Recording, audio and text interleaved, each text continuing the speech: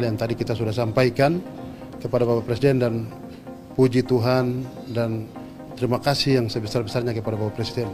Semua apa yang kami sampaikan, Bapak Presiden telah menjawab dengan baik untuk dapat dilaksanakan. Izinkan kami dalam waktu singkat dan berbahagia ini berbagi kegelisahan, kecemasan, dan menyampaikan kebutuhan serta beberapa pemikiran ke depan untuk tanah Papua yang lebih baik dengan fokus pada pengembangan sumber daya manusia. Untuk itu, bukakan jalan bagi kami ikut berkontribusi ke bagian lain di Indonesia.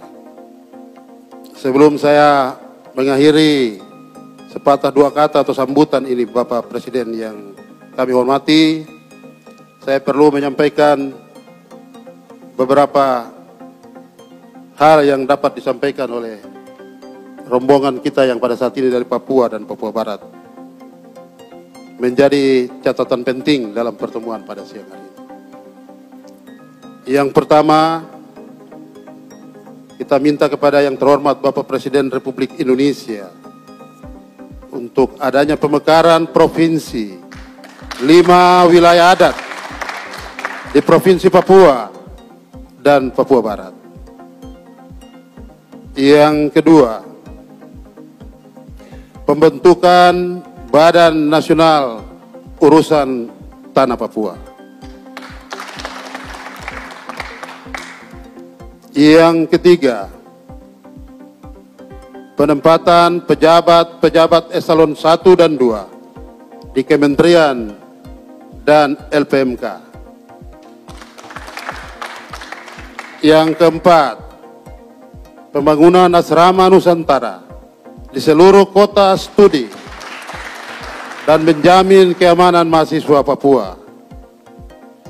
Yang kelima, usulan revisi Undang-Undang Otsus dalam Prolegnas 2020. Yang keenam, menerbitkan Inpres untuk pengangkatan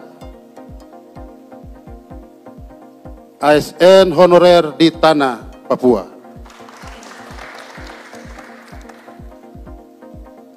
Yang ketujuh, percepatan Palapa Ring Timur Papua. Yang kesembilan, Bapak Presiden mengesahkan Lembaga Adat Perempuan dan Anak Papua. Dan yang terakhir yang saya hormati Bapak Presiden Republik Indonesia, yang ke-10 adalah membangun Istana Presiden Republik Indonesia di Papua, di ibu kota Provinsi Papua, di kota Jayapura. Ini perlu saya sampaikan kepada Bapak Presiden. Saya, Ondoafi Abisai Rolo, berkenan dengan pesan almarhum Presiden Republik Indonesia yang pertama. Jangan bilang apa yang diberikan negara kepada saya, tetapi apa yang saya berikan kepada negara. Maka saya Abisai Rolo, Ondoafi di perbatasan, menyumbangkan kepada negara tanah 10 hektar untuk dibangun Istana Presiden Republik Indonesia. Sehingga perjalanan Bapak Presiden ke Papua dirubah dari berkunjung ke Papua menjadi berkantor di Papua. Dan kalau Bapak Presiden dengan kebijakan memindahkan istana ke Kalimantan, saya juga minta dengan hormat untuk membangun Istana Presiden Republik Indonesia di Papua, sehingga Bapak Presiden dalam 5 tahun ini yang berkantor pertama di Istana Presiden di Papua. Demikian sambutan singkat kami atas nama para tokoh Papua dan Papua Barat yang hadir hari ini. Terima kasih atas waktu yang disediakan. Demikian yang dapat kami sampaikan. atas perhatian Bapak Presiden dan seluruh jajaran kementerian. Kami ucapkan banyak terima kasih. Assalamualaikum warahmatullahi wabarakatuh. Salam sejahtera bagi kita sekalian. Assalamualaikum warahmatullahi wabarakatuh. Selamat siang, salam sejahtera bagi kita semuanya. Shalom. Yang saya hormati para menteri, kepala BIN, yang saya hormati Ketua Rombongan Bapak Habib Saipolo beserta seluruh tokoh adat, tokoh masyarakat, tokoh agama, mahasiswa dari tanah Papua yang siang hari ini hadir di istana. Saya berbicara padanya tadi yang disampaikan terakhir oleh Pak Habib Saipolo tadi betul-betul sangat menyentuh hati saya kira menyentuh hati kita semuanya. Juga perlu saya ulang-ulang di mana-mana bahwa negara kita ini negara besar, betul-betul negara besar. Dalam 5 tahun ini sudah 12 kali ke tanah Papua, baik di Papua Barat maupun di Papua. Tapi saya nggak ngomong ke provinsi lain.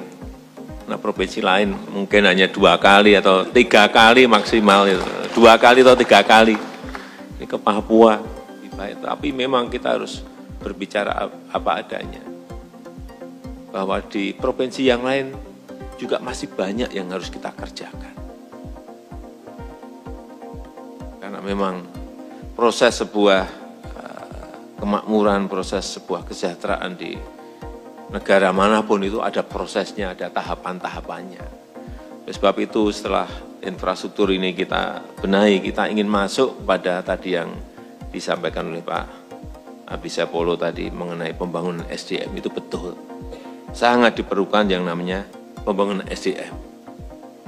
Karena muter-muter kayak apapun, SDM ini menjadi kunci. Tapi saya juga bangga waktu saya ke California di Amerika, saya bertemu mungkin dengan 12 mahasiswa kita yang dari Papua yang saat itu nemuin saya. Bukan pinter-pinter, sangat pinter-pinter. Banyak kemudian yang bertanya, Pak ini saya kalau sudah lulus, saya mau kemana? Ya kembali ke tanah Papua, terus saya kerja apa? Itu pertanyaan-pertanyaan seperti itu yang memang tidak hanya oleh anak-anak muda di Papua, tapi juga anak-anak muda di provinsi yang lain. Inilah saya kira pekerjaan besar kita. Tetapi saya siang hari ini, saya membuka ini untuk BUMN dan perusahaan swasta besar. Yang akan saya paksa, karena kalau lewat prosedur udah nanti kelamaan lah udah. Jadi kewenangan saya gunakan. Untuk bisa menerima yang baru lulus mahasiswa dari tanah Papua. Sementara saya siang hari ini saya menyampaikan, siang hari ini 1.000 dulu lah, 1.000. Nanti juga akan saya atur lagi masalah PNS tadi, supaya juga ada penempatan di provinsi-provinsi yang lain. Termasuk mulai kita atur di eselon 1, eselon 2, dan eselon 3 akan kita atur. Yang kedua mengenai yang berkaitan dengan pemekaran.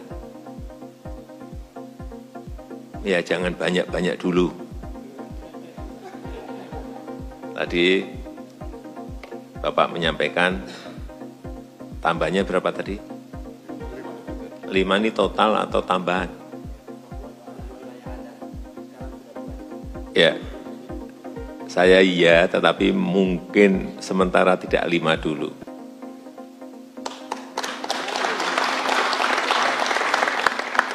Mungkin kalau enggak 2, 3. Kalau tidak 2, 3, ini kan perlu ada kajian. Karena undang-undangnya kelihatannya sudah mendukung ke sana, sehingga, dan saya memang ingin ada dari bawah usulan itu, bukan dari kita. Bukan dari keinginan kita, tapi dari keinginan di bawah untuk pemekaran itu. Kemudian tadi mengenai asrama Nusantara, saya setuju. Mengenai Palaparing, ini akan selesai akhir tahun ini, akan selesai semua nanti. Jadi semuanya di tanah Papua nanti 4G semuanya. Kemudian, apa tadi, lembaga adat untuk perempuan, anak dan perempuan Papua, saya kira ya, silakan dibentuk, saya kira juga bagus. Ini untuk apa? Untuk memberikan akselerasi untuk perlindungan anak dan perempuan di Papua, saya kira silakan. Akan saya dukung. Kemudian yang terakhir mengenai Istana Presiden. Ini yang di sana itu yang sulit kan tanahnya. Ini tanahnya tadi sudah disediakan, benar. 10 hektar gratis. Gratis. Kayunya juga gratis.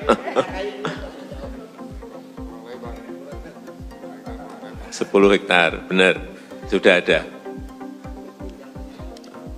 Oh, punya Pak Bisa Polo. Oh, oke.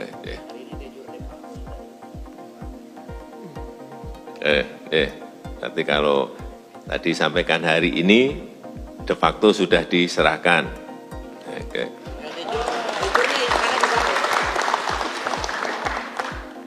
Dan tadi mengenai apa? Badan Nasional untuk urusan Papua, kan kita coba apa? Jajaki apakah memungkinkan atau tidak. Nanti akan saya jawab setelah lewat kajian-kajian. Ya. Saya kira usulan-usulan tadi sangat sekali, sangat bagus sekali, dan akan segera kita lakukan kajian. Mungkin itu sedikit yang bisa saya sampaikan pada kesempatan yang baik ini. Sekali lagi saya sangat menghargai pertemuan pada siang hari ini, dan saya ini masih mengatur waktu untuk bisa segera ke Papua lagi, tapi juga belum mungkin kalau saya akan berusaha bulan ini untuk ke sana lagi, tapi kalau meleset ya di Oktober lah paling, karena saya ingin meresmikan jembatan Holtekam secepatnya. Dan juga jalan-jalan Trans Papua yang sudah diselesaikan oleh Kementerian PU saya akan cek, dan juga segera kita resmikan untuk segera bisa digunakan. Saya rasa itu yang bisa saya sampaikan pada kesempatan yang baik ini. Sekali lagi saya mengucapkan terima kasih atas kehadiran Bapak Ibu sekalian.